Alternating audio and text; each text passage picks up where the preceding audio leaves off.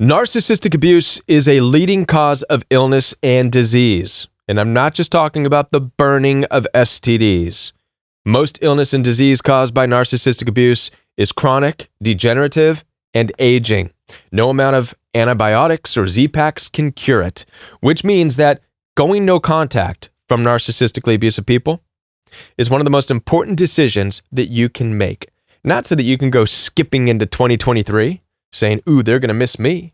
I'm living my best life. No, no, no. Going no contact is first and foremost about saving your own life, breaking the trauma bonds, reversing the illness and the disease caused by the toxic relationship, and then you'll be living your best life. If you are currently experiencing things like depression, anxiety, headaches, heart issues, digestive issues, inflammation throughout your body, autoimmune disorders, this message is for you. I want to share the link between narcissistic abuse and illness and disease that you might be experiencing. I also want to share with you my own personal experience of illness and disease caused by toxic relationships. And finally, I want to give you hope, because there is hope. You can break free. You can go no contact. You can break the trauma bonds, and you can actually reverse the illness and the diseases caused by narcissistic abuse on your own. Let's talk about it. My name is Kevin, and this is The Royal We. Now, before I continue with this very important message, I want to let you know that I'm here to support you. Down in the description box, you'll find access for one-on-one appointments with me. I do take telephone calls as well as video calls through Zoom, WhatsApp, or FaceTime. Also, I have a coaching program where I coach every day, live and in person, Monday through Friday. With the coaching community, we are working hard. As a community, we are dedicated to going no contact, breaking the trauma bonds, keeping each other accountable. So if you're looking for accountability in a program so that you can break the trauma bonds, head on down there and get registered. Now, before I get too far into this, I need to let you know I'm not a medical expert. So if you have very specific questions regarding your specific medical issues, please see a healthcare professional. All you need to do is go online and look up stress-related illness and disease. You're going to be shown a list through MedPub or wherever, and it looks like this: anxiety, depression, digestive issues, headaches, muscle tension and pain, heart diseases, heart attacks, high blood pressure, strokes, sleep problems, weight gain, on and on and on and on and on. What most websites won't come out and say, just yet anyways, is that it's related to an abusive relationship. What they will say is that these things are related to stress, an inability to have a good work-life balance, or the stresses of society, and I disagree with that. I think we're built to go out and deal with the stresses of society, no problem. But what we're not built to do is to not only deal with the stresses of surviving in a society, but then to come home and deal with trying to survive an abusive, narcissistic, raging husband. We're not designed to stress ourselves and fight to survive in a world to come home to a neglectful, abusive, narcissistic wife. We're not designed to fight and stress in the world to then fight and stress with demeaning, devaluing, narcissistic, dysfunctional family members. Because in these situations, there's no rest. There's no peace in your life. You're constantly stressed. And this is where we're going to get into understanding why you're experiencing illnesses and diseases as a result of the toxic relationship. Science does help us to understand this a little bit.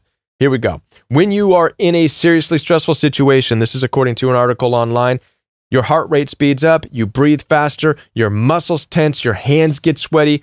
Sounds like a panic attack, right? This is your body's natural response to stress, by the way. It's called fight or flight. We're all aware of what fight or flight is. It's caused by the release of hormones, which includes cortisol and adrenaline. Two of the hormones released. It's important to understand these hormones. They play a key factor in your illness, okay, or diseases that are caused by narcissistic abuse. Because these hormones, your body becomes irregular in order to manage the situation temporarily. So when these hormones are going through your body, fight or flight is an irregular state for your body. It's irregular, which means it's meant to be temporary. It's okay in temporary amounts. The irregularity is okay temporarily in order to manage a situation, but then it's supposed to go back to its baseline homeostasis status for daily function. So how this looks in practicality is, imagine you're on a trail and you come across a grizzly bear off in the distance.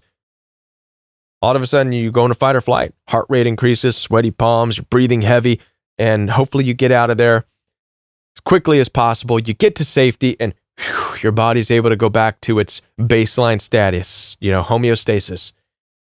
Great, right? That's how it should be. That's how we're designed.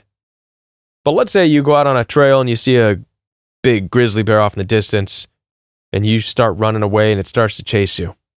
But you never get away. It's chasing you day after day, week after week, month after month, year after year. You're constantly running. You don't get away. Sounds impossible, right? Well, guess what? That's what life is like in a toxic relationship. That's what your body's going through when you're dealing with narcissistic abuse. Whether it's from your parents, a spouse, your own children, your brothers, your sisters, it doesn't matter. You're constantly running from a situation that you're not able to get away from because you haven't gotten away from it. Perhaps you haven't quite accepted that you need to look at the abusive people in your life as a grizzly bear. Not because they're that tough in life, but because we're in the age of division. And you're not meant to be in that toxic relationship anymore. And your body is trying to let you know. Let's talk now about what happens as a result. Based on some online articles here, hormonal changes. The hormonal changes, the irregularity that we talked about, include the release of a corticotrophin, I hope I said that right, releasing factor, CRF. This leads to changes in gut bacteria. So number one, we're talking about gut bacteria, changes in your gut and your digestive area, right? And the immune system, both of which contribute to IBS. Not only IBS as an issue, but anytime you mess with the gut bacteria, your digestive issues, well, now all of a sudden you're not processing nutrients the right way.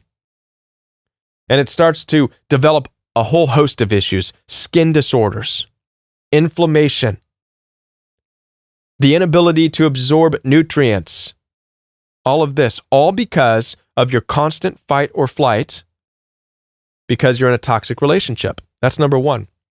Here's another one. Emotional stressors can lead to ventricular ectopic beats and ventricular tachycardia. This is heart-related. Through disturbances of cardiac rhythm due to emotional stress. Emotional stress is caused by narcissistic abuse. This suggests that POTS patients may have elevated anxiety compared to healthy controls. I never heard of tachycardia until I started coaching people with the Royal We about 5 years ago. Through various phone calls with people, I started hearing stories of people being diagnosed with things like POTS syndrome, tachycardia, having heart issues. What's the common denominator with all these people I've dealt with? They're all in abusive relationships with narcissistically abusive people. They're in toxic, dysfunctional relationships with their own family members. That's the common denominator here. That's the heart. So far we've talked about digestive issues caused by narcissistic abuse, heart issues caused by narcissistic abuse. Watch this. Psychological stress is reported to be a risk factor for autoimmune diseases. First of all, what's psychological stress? Going out and working with your hands, doing your day job, that's not psychological stress. Society isn't psychological stress. Well, nowadays it can be. Psychological stress is through manipulation, gaslighting, betrayal through the people who say they love you, cognitive dissonance from those closest to you. This is psychological stress. Watch this. Psychological stress is reported to be a risk factor for autoimmune diseases, including Graves' disease and rheumatoid arthritis. Rheumatoid arthritis, different inflammations, are linked to autoimmune disorders, which are linked to psychological stress.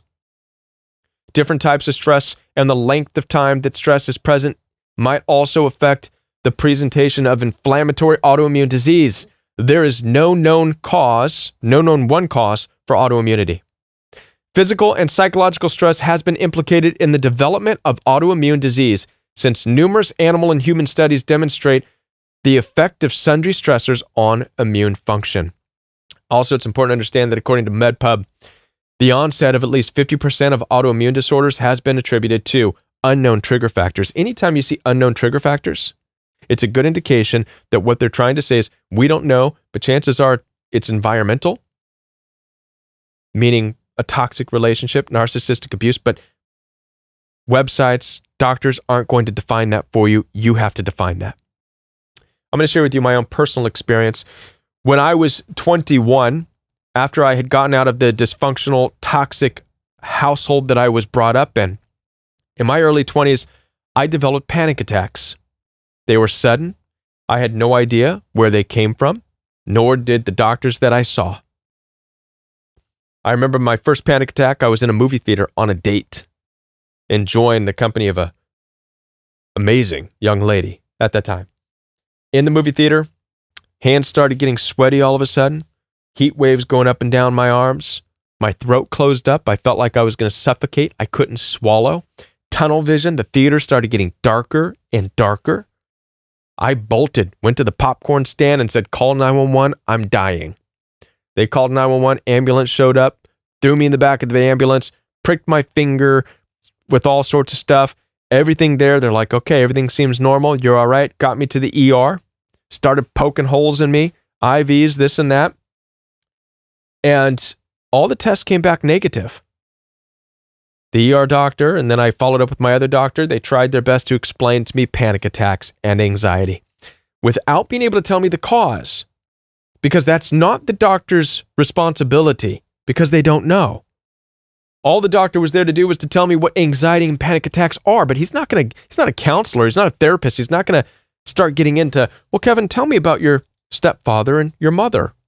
And is your father in your life? Are you being emotionally, mentally abused, manipulated, gaslit, and betrayed? No, they're not going to do that. This is what I'm here to tell you. But he did explain to me panic attacks and how it affects the body. The good news is I was able to allow myself through dietary changes, lifestyle changes, and also a great distance between me and the household that I lived in. And by the way, back then there wasn't social media, there wasn't telephone, cell phones and stuff like that. So it wasn't as hard to disconnect as it is today. Today, you have a more difficult time disconnecting from toxic relationships because you're on leashes with your social media, your telephones, email. They're like all electronic leashes. These are the first things that need to go when you go no contact, by the way. You have to cut all those chains. I digress.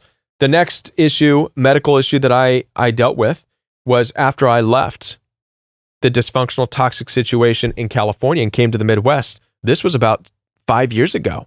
I was starting the Royal We.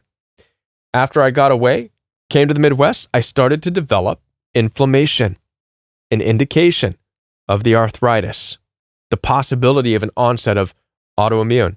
It didn't get that far, fortunately, but inflammation was something I was dealing with, and I didn't know why.